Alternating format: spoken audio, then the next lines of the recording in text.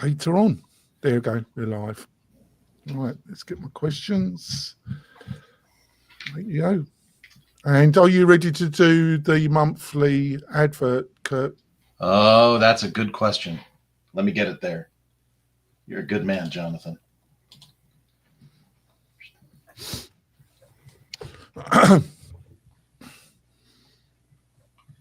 Getting there.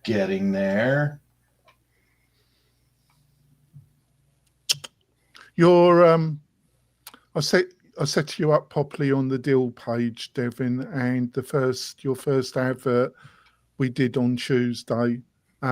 So you get eight shows per month with the advert, all right, on the membership machine show and on this, Devin.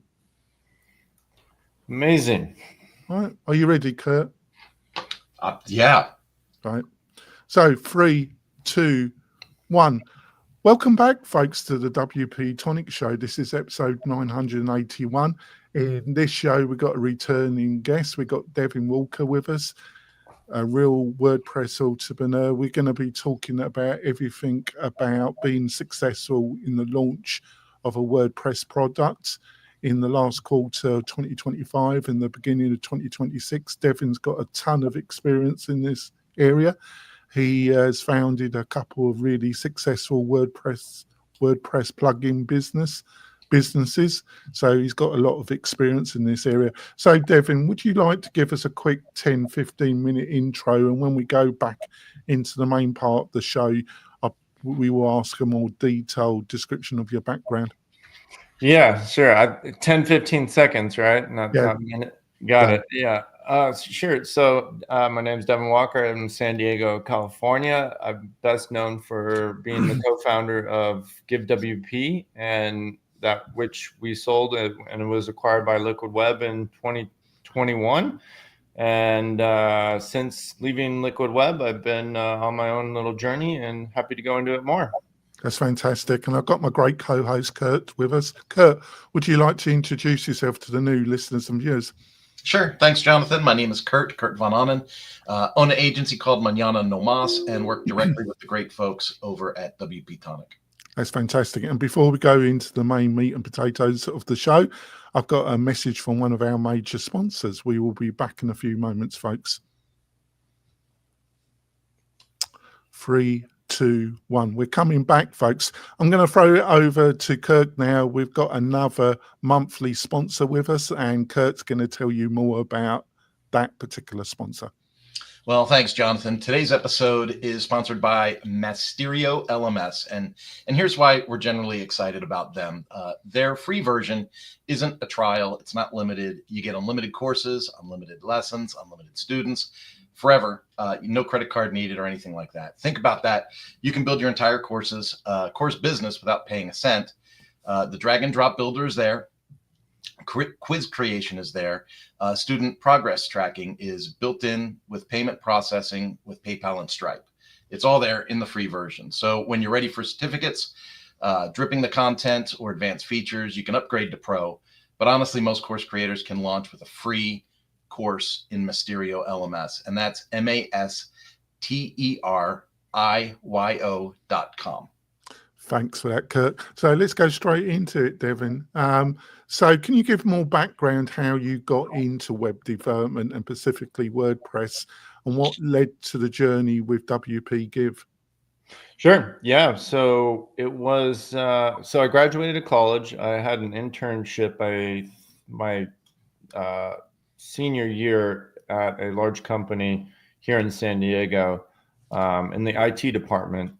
And that I was always doing computer and internet things, building websites. Remember GeoCities and Tripod and all that fun stuff back in the day, and doing a bit through college. But the internship really ignited my passion for being in tech.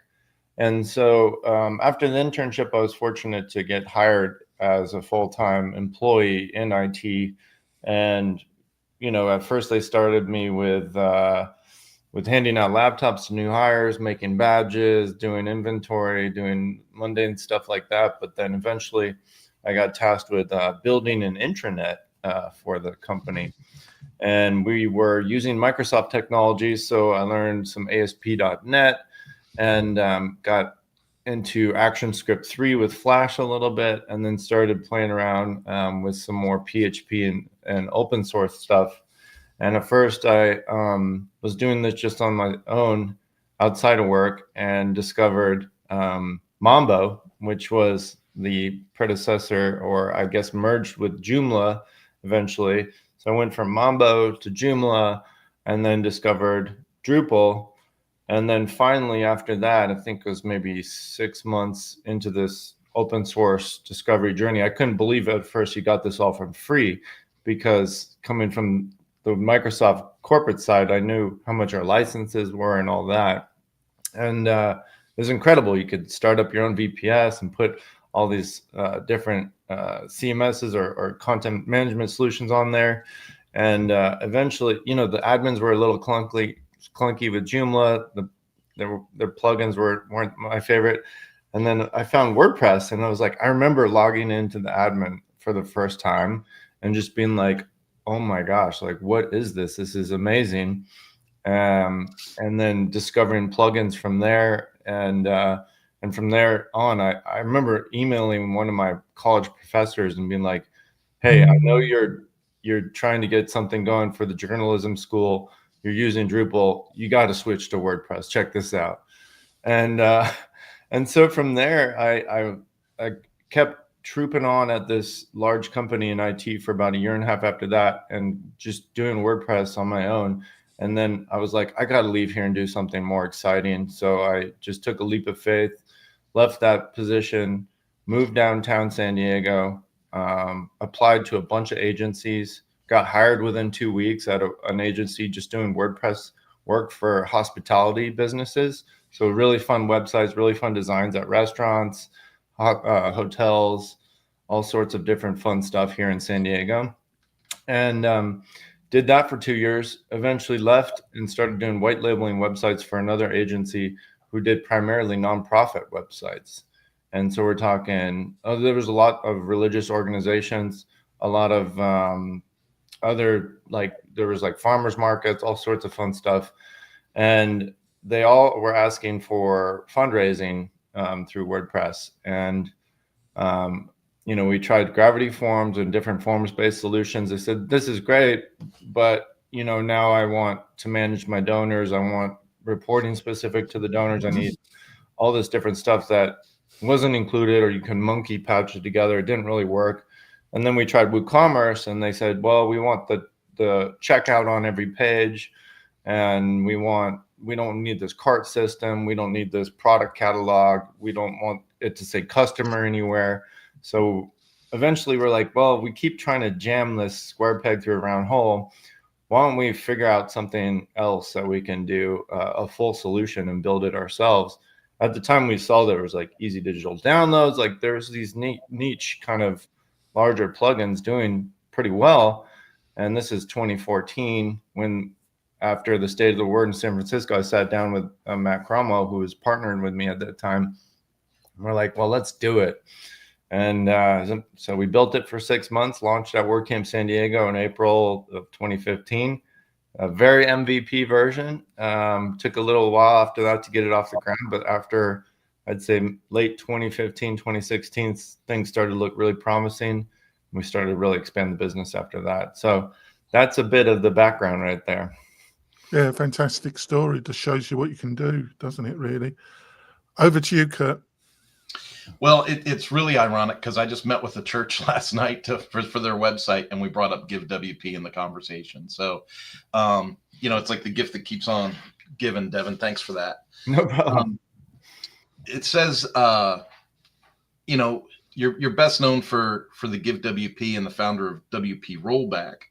What would be like a tip or insight that you wish you had known during the journey when you're taking on these kinds of projects? Like, I've never, like, you and I have a similar background. I've done the Joomla, Drupal, you know, Dreamweaver, and then now I'm in the agency space. And every time I think about going into the product space, I'm not going to lie, you know, my heart rate goes up a little bit, and I go, nah, forget about it. So what would be like a tip or trick or insight about going the product path?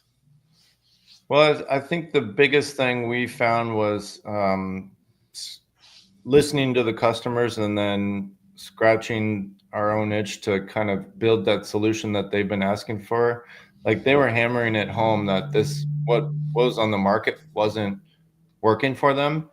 And we tried other competitor plugins. I won't name them. There were a few back in the day doing donations and doing them okay, but not really anything that we thought was impressive enough to put in front of our clients.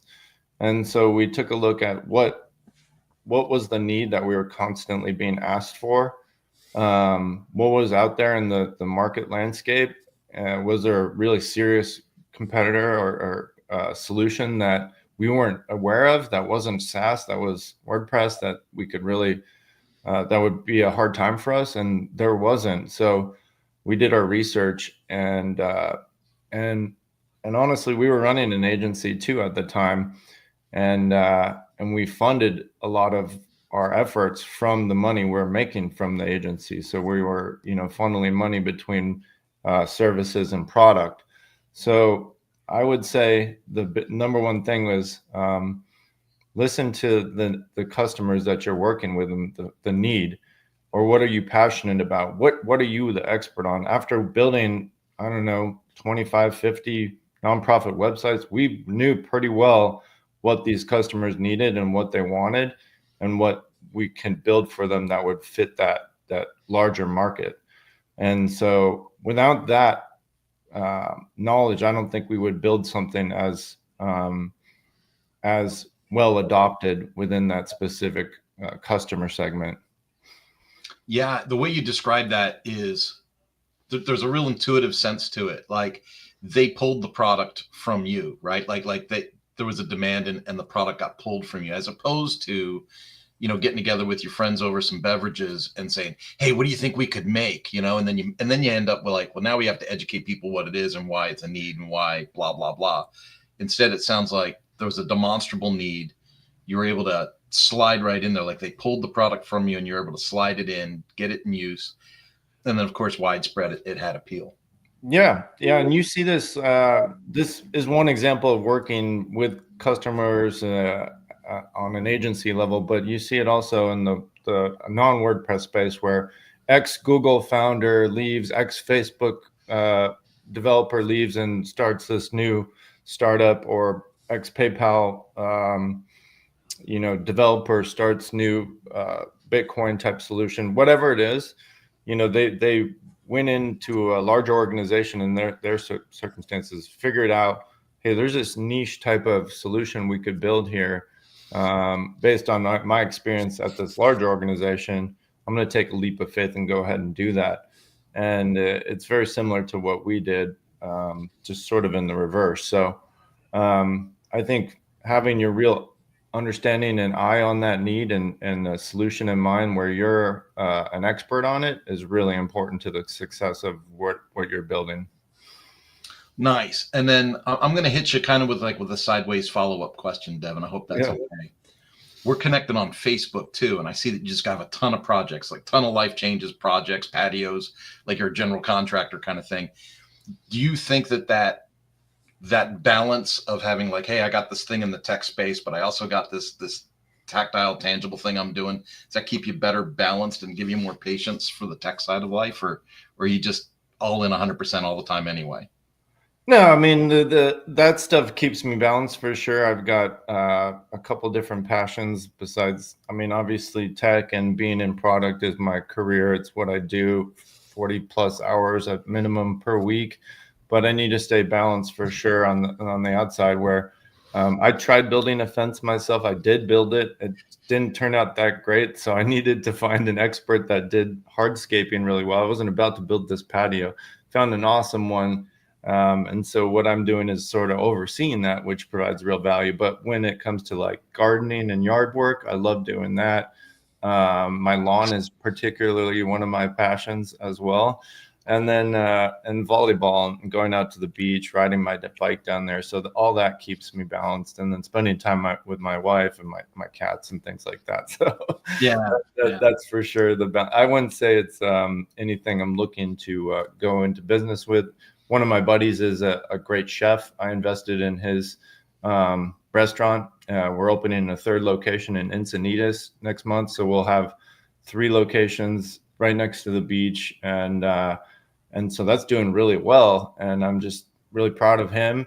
I provide my 2 cents every once in a while, and he runs it, and I love it. Yeah, that's awesome, because we talk to other creators, other product people, and sometimes you get the feeling, and you don't point it out, but sometimes you get the feeling like the product space can get burdensome if you don't split life up a little bit. So it's really cool to hear that you've added that balance. Jonathan? Sure. Oh, thanks. So obviously you got the Give WP, but you got this other fantastic plugin, WP Rollback, and Devin's been very gracious and being a sponsor of the WP-Tonic show, but it's a fantastic plugin. But so you got a couple of really very successful plugins under your belt. So what do you think somebody entering the WordPress Premier plugin space, are there a couple of things about the market that you think a lot of people misunderstand, and maybe you can give a couple of insights about? Yeah, I think the first is it's a lot different of a market than it was 10 years ago, 11 years in my case, maybe if not more than that. And you need to differentiate now a bit more than you did in the past. And we were fortunate. We didn't have to do too much. We did spend a lot of our own money, but we did funnel, again, a lot of that agency money in there. We made a lot of sacrifices as far as time and family goes to go to all these different WordCamps and hit the street. We had the fortunate thing that there were a lot of regional WordCamps still. That's not something that's happened anymore. We were hitting WordCamp after WordCamp, like Miami, Philadelphia, Pittsburgh. I can't even name them all. Seattle. We were organizing San Diego. We were sponsoring meetups. And I see some of that coming back. Like I'm organizing. I restarted the WordCamp the San Diego meetup, and I capped it at 30, and now we have a wait list going. And so there's this real need underneath that. That's a side note. But anyways, that's not part of really what it is. Like, you've got 3 main WordCamps now, right? Asia, Europe, and US. To sponsor that, it's like minimum 10 grand just to get your booth, or not even a booth, like a little table. And then you got to get there, you got to get swag. You're looking at like 20 grand at least minimum. And that's a monster amount of money for somebody just getting started off. So what do you have to do? Like, okay, well, maybe then you can buy some AdWords, and that's sort of difficult in its own way. So it's a different landscape. You got to be a lot more competitive, and then your product has to stand out too, right? It has to. I think that some of the riches are in the niches. So like we went with a nonprofit fundraising product. You could even niche that down even further, just to do like a donor management solution. Like, you got plenty of CRMs, and with the landscape now, there's a lot more you could do innovatively. So I think those are a couple things, like, get creative with your marketing, seen as it's a different landscape now, and then focus on what makes your product unique, and don't try to do everything. Like, if you're going to go take on Elementor, it's kind of like, oh, well, I'm going to go build the next Facebook type of thing. It's like, unless you're really loaded, then that might not work. Where do you think the WordPress, because Kurt brought up churches. It used to be a very dominant market for WordPress. I just sense that a lot of churches are now using Wix and Squarespace. I think there's still a reasonable percentage that's still using WordPress. For sure. But I brought it out with AI, and it's not only WordPress. This could apply to Squarespace or Wix, with AI page builders, and there's some good page builders that are using AI in the WordPress space. do you think this is going to be fundamentally disrupted in the next 18 months, or do you think it's going to be, it's always changing, isn't it? But do you think it's a longer period of space? I'm sure you've been thinking about this. Yeah, I think it will be more disruptive than it is in the past. And you see Squarespace, Shopify, Wix, they're climbing up in percentage of the web essentially, but it's very, very minimal type of increases versus what WordPress has done over the last 15, 20 years. Got any thoughts why that is, actually? Well, I think it's a lot of vendor lock-in, what you're looking at. Right. Agencies prefer not to. A lot of agencies, I'd say, prefer not to put their customers on those platforms. Like to manage their sites on their own terms with their own servers, their own maintenance plans. You can, a lot of Squarespace has an agencies program. So does Wix. I've seen some of them doing better than others, Shopify also, but they're still not as lucrative as if you can control the whole stack yourself. And I think from just, organizing this meetup and seeing, I've been very encouraged to see like, oh my gosh, there's this pent up demand that I think is just out there that people aren't really considering. Like there's 4 questions I ask before you can get into the group even. And it's like, how long have you been using WordPress? A lot of them say multiple years. Have you ever been to a WordCamp? Almost always no.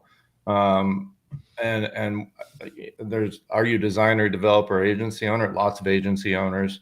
And so like there's people that we're so in a bubble in the WordPress community that we don't understand that there's this wide world out there that are loving WordPress. They just don't really care to really get involved past the point of it's a tool that I use to run my business. Yeah, it's encouraging because I was talking to a friend who has a small digital agency in Kansas City, and but she has a lot of experience with Salesforce and HubSpot, and was a customer of mine, but became a friend, and now helps a lot of non-profits and small businesses. And she was a bit negative on WordPress. She said a lot of the smaller companies that she was helping were using either Wix or Squarespace. But I see I'm actually more buoyant about it, a bit like you. I think in the agency space and those that know, they're still very in the WordPress space. So I get different messages, but I do agree where you're coming from. Well, I think there's different agencies as well, right? Like you have the super dev heavy agencies that want to put it on Laravel or Next.js and build their own backend, where then it's like headless on the front end. It's pulling from a REST API, and there's no concept of plugins other than what they're going to build for that customer, right? What APIs are they going to tap in? Those are like the higher dollar ones, where then you have more like the Elementor point and click ones where they want to, spin up a really fancy design for you and make it look really nice and put that in an Elementor, Cadence, Beaver Builder, whatever type of a builder and do that without really even touching the code and using a lot of plugins. And then there's the in between. So I think it depends who you ask, right? Yeah, I think it's diverse, isn't it? Thanks for that, Devin. We're going to go for our middle break, folks. When we're back, it's going to be a fabulous second half. Devin's a friend of the show and a friend of mine, and he's got an enormous amount of experience. It should be a great second half. We will be back in a few moments, folks. 3, 2, 1. We're coming back, folks, for the second half. But before we go into it, I want to point out we've got some great deals. A curated list of the best WordPress plugins and special offers from the major sponsors as well, which are really appreciated. So, like I say, some great special offers, a curated list of the best WordPress plugins and services that will save you time, all used by the WP-Tonic team. You can get all these resources by going over to wp-tonic.com/deals. wp-tonic.com/deals. And I want to point out, Devin with Roo has got a fantastic special offer on that page. So you definitely want to take advantage of that. So over to you, Kirk, for the next question. Well, I'm still trying to get over the fact that you have a waiting list for your meetup. Yeah. I run the meetup here in Kansas, and we typically get 2, maybe 3 people. And we run it at a tap room. We run it at Pippin Williamson's tap room in Williamson. But interestingly enough, our latest convert came from Squarespace and came from the meetup. So they were trying to build in Squarespace, and they were getting frustrated, and they make custom software. Like, they're a custom software developer, and they were frustrated with Squarespace, and they came to the meetups, and then they're like, can you just make me a website in WordPress? Like, hey, bada boom, Bob's your uncle, here you go. So it worked out really, really well. But man, it's inspiring to hear that you're having success, where you're at with your meetup. That's really cool. Yeah, I mean, we could do a whole show on meetups, but I'm in Southern California. There's like, I don't know, 20 million people within 100 miles or something. So I think it's a little different. And plus, we have a great co-working space that's central and has parking. That was one of the biggest challenges. Like, we would just do it at different locations downtown. People would always complain, I got to go downtown, I got to park. Well, we've got a great location in the middle of North County, South County. And thankfully, it's donated from one of our long-term partners down here. So, and I'm bringing pizza. Did a great design for like the meetup main banner. The agenda's all spelled out. So I think all those little things turn some heads, and that's why we're getting a lot of that attention. Yeah, and it's a great area. I used to bicycle the San Diego Century every year, and so that's a heck of a ride. And it's such a great location. Nice. Yeah, we don't have that here in Kansas. I don't have any custom logos or pizza either. So, so obviously we're excited about what's going on in WordPress, and you and Jonathan kind of touched on it. But is there anything that like pops off to you about excitement in the WordPress marketplace? Is there something that catches your eye that you get motivated behind? Absolutely, and it's AI. I think the 3 things that have turned my let's just say 2. One is Telex, the automatic block creation AI from Automatic. That's been really useful. I'm rebuilding my website right now, and I've created some really cool custom blocks from that I've then ported into my custom plugin that's running on my website. It's not live yet. I'm hoping to get that live today. I'll tweet it out when it does, because I think it's pretty impressive. And then the second thing is Angie from Elementor, where you can really, like, when I was at Stellar, we built an integration with Angie to automatic, like, if you want to say, hey, start an event next week, it's a meetup starting at 8 p.m. at this location in San Diego. It'll say, okay, well, I have this tap into the events calendar. I can easily just do that. Boom. The person doesn't even need to mess around with any admin interfaces or anything like that. If you need to change it, just ask the AI. And what this is all brought about from is the Abilities API from WordPress core. And so where WordPress is going, I think it's going to make it one of the cool kids now. I don't know if you guys saw that article, like how we lost favor with the development cool kids. And that's a lot of the case. Like, oh, you go to a React meetup here in San Diego. I go to it all the time. Well, what do? I've worked with WordPress. Like, what the hell? It's like not Next.js from Vercel, like even Laravel, because it's PHP based, kind of gets, it's that made PHP cool again in a way. Yeah. And I think WordPress is headed towards that way. I'm really liking what James LePage is doing. Jason Adams, who I've worked with for almost a decade now, is now at Automatic doing some really cool stuff. I'll have some really cool news coming out pretty soon. And so where WordPress is headed, where Automatic is taking it, where the community is taking it with Elementor, Angie, some of these bigger players, really, really stoked on that.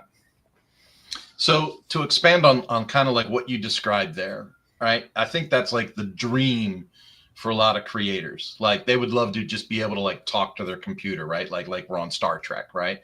So they hit the dictation button and they go, "Hey, make me an event," blah blah blah blah blah, right? Um, if you fast forward that thinking, and I'm not asking you to pull out a crystal ball, I'm just asking for your opinion. Do you think that that's going to leverage work away from agencies, or do you think that's actually going to drive people to agencies? Because there's going to need to be experts that kind of know how the crud works. Yeah, I think that it's going to make agencies' life easier. For instance, my buddy who runs, he's a chef, right? He's got 3 locations. He's got the need for a website that can grow over time as more locations come about. He's got a social media need to broadcast new specials, happy hours, all sorts of events going on at different locations. And he doesn't have time to do any of that. And he doesn't have the tech skills in a lot of circumstances to do that. So having an agency partner to work with him is always going to be the case. And that is just one of thousands of different types of businesses that will always need that agency. Their bread and butter is not building a website. It's cooking the best food for the customers and making sure they have the best experience. No matter how good AI gets, it's still not going to be what they do. Like, unless there's some sort of 10 years from now, I might be completely wrong, but I don't see it within the next couple of years. Yeah. And I love that positive perspective that you have, Devin, because so many people are like, "Oh, this is the end of the agency." And I keep driving back to no one has the goal of being the webmaster when they're like running an automotive repair business. Exactly. Yeah. You know? And so I constantly drive back to that. And then the other perspective is they go, "Well, they're making it just so easy." But I mean, I literally just had who I consider a brilliant client. I mean, the guy is smart as a tack, right? I mean, he's awesome. But I looked at his website and his menu was all jacked up. And I was like, so I sent him a message and I said, "Hey, I was doing an update on your website. I noticed your menu looks kind of funky. Is that on purpose? Like, I don't want to be insulting." Mm-hmm. And he goes, "Oh, I'll play with it." And then like 2 hours later, I get a message like, "I keep making changes, but I don't see the changes." And of course, we've been around a little bit, so we know, well, you got to click a location on the menu, blah, blah, all that. And I made a quick tutorial for him and sent it to him. And he was like, "Man, that's why I use you, man. You're so smart. You know where everything is." And that's not incredibly difficult, but it is for the client that doesn't know where the tick box is. Mm-hmm. And I think that's our value as experts in the space is only going to get more valuable as more integrations with different AIs and intricacies and layers build up over time. Exactly. And I think there's a real need to automate things for that business as well online. You can use N8N or even ChatGPT is doing it now, whether it's responding to reviews like we're doing at Rosemary's. Like, we want to make sure everybody has a positive review or response back when they leave a review, or if it's a critical one that we're doing something to address that. My buddy doesn't have time to go in and address every single one. Let's automate that, right? It's a perfect situation. And agencies can fill that need. They can not only provide those web services, but provide optimization services as well. Yeah, that's awesome. Jonathan, over to you. Yeah, I think the agency world, I'm sensing what you're saying is that WordPress is still pretty strong in the agency world. But I also think you've got this whole world of influencers, and I think it affects Squarespace, Wix, maybe not Shopify, because that's the main competitor to WordPress in the e-commerce space. Mm-hmm. But you got this whole subculture of, in the media, on YouTube, in podcasting, of a certain tech reporting influencer market where they say that people don't need a website. Young people don't have a website. They don't blog. They don't care. I'm building on Instagram, bro.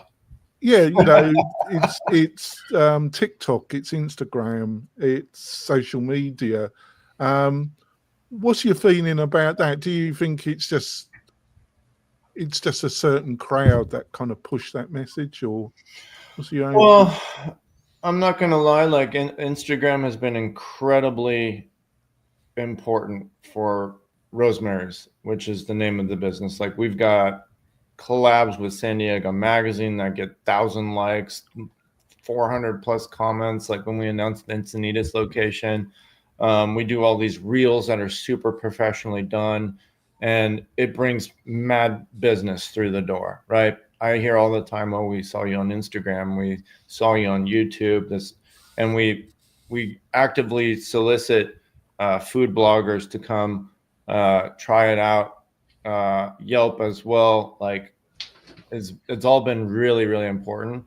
But when they go to Google or they go to ChatGPT or wherever, and they ask like, or best burgers in San Diego, or they search for us name brand, like it pulls up the website first and foremost. It pulls up our profile card to the right, which has our website link in there. You still need that website, I feel.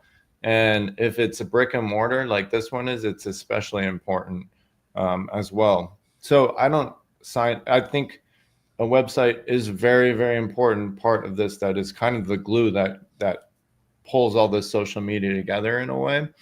But I'm not going to discount the fact that No, the website hasn't brought in as much business as Instagram has, but it still gets people to click on it, gets people to call, gets people to see the menus that don't use Instagram, right? We get a lot of different demographics coming through the door, and a lot of them don't use Instagram, have never even seen us on Instagram, never even heard of us, just walking by type of thing, or they're just searching for the best burger near them. And that's where a website really comes in handy. yeah, I'm probably going to do a lot more on Instagram because I don't really want to use Meta, but I really don't want to use Facebook. I've gone off it a lot, and I've got over on my personal account.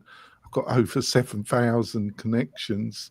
So, but I've really kind of so I'm really looking at it, maybe TikTok, Instagram, more. But I do a lot of social media anyway, on YouTube, on LinkedIn, on X. So you just got to choose your poison. But I think they're excellent points that you've pointed out there. Back over to you, Kurt. Well, we're going to kind of jump back to AI. You've mentioned a couple of tools already, with telex and stuff, but in your daily walk, in your daily regimen, are there AI tools that have risen to the top for you for like LLMs or things like that you can share with the audience? Yeah, well, I'll use Claude Code Yeah. a lot within Cursor, and I use also the Claude 4.5 model, which just came out recently, which is quite affordable within Cursor as well. And those have just revolutionized how I develop in the last 2 years or so. I remember 2 years ago seeing the potential of this, and from where it's gone to where it is now, like if you told me 2 years ago, maybe three actually, I don't know when exactly it first was, but I would have been just blown away. And so it's like I have superpowers now, and you have to keep it on the rails, right? Which means you need to know how WordPress should be built, how PHP should look. I like using Tailwind a lot, so how Tailwind classes interact with WordPress, and how React should be. Like it tries to import React in your components. Like you're like, no. Like, so you have to create Cursor rules or Claude rules, and so that has just changed the way I work. One of my buddies, Brandon Dove, he runs an agency, Pixel Jar, here in Orange County, and he's doing a lot with N8N. I'm not even sure if I'm pronouncing that right, but it's like an open source automation UI toolkit where you can just make, and he's doing this, like I said, like an agency service for his customers to optimize what they're doing. And so I really want to get into that and start optimizing. What does it? Can you go in a bit more detail what it does? Yeah, I mean, do you know like AutoKit from the SureCart guys? It's No. essentially where you can connect different like LLMs and agents to do different tasks, whether it's I got this contact form submitted, now it needs to go into HubSpot. From there, HubSpot needs to send me an email and then put it as a new lead or something like that. Like I want to do it to make my social media easier. I want to do it to help my schedule more optimized. There's a lot of different occurrences or ways to use it, and I haven't done that as much as I should be doing it. Right, that sounds really fascinating. It really does. So you see that as a real door for agencies, really, because I don't really think the average business owner really wants to get involved with that. Do you? No, I don't think so. But they don't know what they are missing until they get to talking with somebody that just does this every day and says, okay, walk me through what you do on a daily basis. Well, I do payroll and that takes me an hour. It's like, okay, well, let's double click into that. What do you do with payroll and why is it taking you an hour? And what can we do to make it take 5 minutes? Just like the responding to reviews. Oh, well, my business partner has to go in every single day, look to see what 5-star, what reviews we got. How can we take those bad reviews and improve upon them? How can I tell that to the staff? Well, that's something that's perfect for this. And it was a big focal point of OpenAI's Dev Day, which was just a couple days ago. They announced that they have their own kind of built-in workflow for creating these agentic connections between this automation. They have a UI essentially now. And so that's what I need to do more. I need to take a look at like what I'm doing that's taking a lot of my time, that's tedious, that I can do a lot, that I can automate. Right. We had one particular client that's no longer with us, but they consistently were saying to us, well, I've done some AI research and you should be able to do this customization really easily, i.e. cheaply. And a consistent pattern appeared. Obviously, I think with AI, you just can do a lot more and a lot more things, but you need the experience and knowledge because it will produce code slop, won't it? In what you need somebody that knows something. So, do you think this is a trend that you've heard from other people, clients, kind of saying, well, with AI, you should be able to do that? Or do you think that was what I'm laying out? It's just that particular client? You'll probably see some more of that as it gets passed around. The more tech savvy ones, I wouldn't say. I mean, it's a classic kind of like, well, I've got a cousin that knows some code, and he told me like he could do list design like an hour. You charge me a couple days work here. What's going on with that? And it's like another iteration of that, where instead of the cousin, it's like the media or OpenAI, or he saw it somewhere. And so I don't think that's ever going to go away. I think it might increase over time, but there's plenty of talk of an AI bubble right now, right? Everybody thinks when's it gold just hit 4,000 because multiple reasons, but one I hear is like people are very wary of like these valuations that are being tossed around. Well, what happens with that bubble burst? Everybody thinks or maybe the perception that AI can do everything is tamps down on that feedback you're hearing there, or that critique. So a lot can change, but I'm personally a big fan of AI. I don't think it can do everything though, right? Figma can now move the background around my picture really well, but it can't do everything that's in my mind and put it into a frame for me. Right, back over to you, Kurt. Well, it can't do it yet. Elon's working on that Neuralink thing. Yeah. Oh, they've been working on that for a while now, though.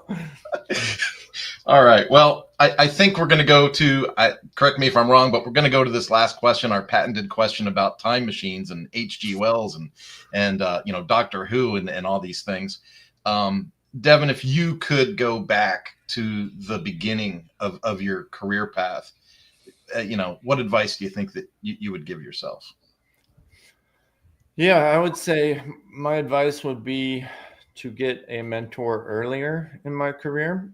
Yeah. Somebody who doesn't need to be in WordPress, but somebody that you trust and value their opinion and has experience that you don't have, and is willing to meet with you regularly, preferably on a non-paid basis. But it can be a family member. My stepdad was a great mentor for us through the later part of 2017 onwards through our acquisition, and the value or the information and the just the lessons that we learned as a partnership or as partners was incredibly valuable, from somebody who's done it on a larger scale and somebody who is older than us, who we have respect for. And I wish I pulled that in earlier. Yeah, that's super insightful. Same boat for me. I didn't have a person I considered a mentor until I met this old veteran when I was 19, and he was awesome. He was like my replacement father figure for a couple of years. And now all these years go by, and I look back and I go, that was the dude. That was the dude. I should have stuck to his side better. Mm-hmm. Yeah, I think that's very insightful, Devin. I wish I had somebody. I suppose it was my dad, but he died in 1997. And I got into web development as a second career later when I was in my late 30s. But I also decided to do a degree in web multimedia development, the course was called, because I was the only person in my family would ever do a degree. That's changed now with my nephews and nieces, but it was okay. It was a bit of a waste of time. I don't regret it though.